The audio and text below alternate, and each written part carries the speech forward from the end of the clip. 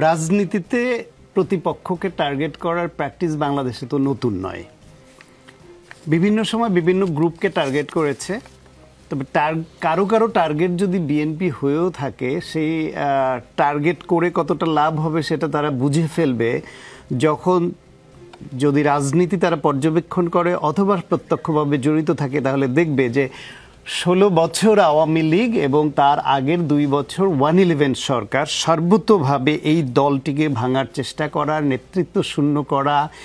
প্রধান নেতৃত্বকে দেশের বাইরে যেতে বাধ্য করা বা জেলে পাঠানো, এই সব করেও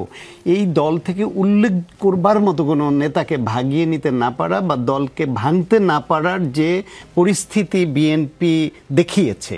এবং তারা তাদের ঐক্য অনড় রেখে যে রাজনীতিটা করে গেছে, তারা গুম খুম হত্যা হামলা মামলার মুখে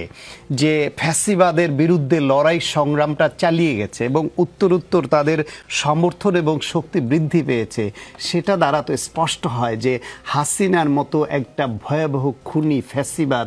মাফিয়াতন্ত্রের যারা ধারক বাহক, তারাই যে দলকে টার্গেট করে কিছু করতে পারেনি, সেইটা এখন গণ অভ্যুত্থানের পক্ষের সবচেয়ে বড় শক্তি হিসেবে, বড় রাজনৈতিক দল হিসেবে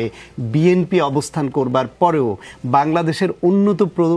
প্রধান দল হবার পরেও তাদেরকে কেউ টার্গেট করে যে কিছু করতে পারবে সেটা দুঃস্বপ্ন।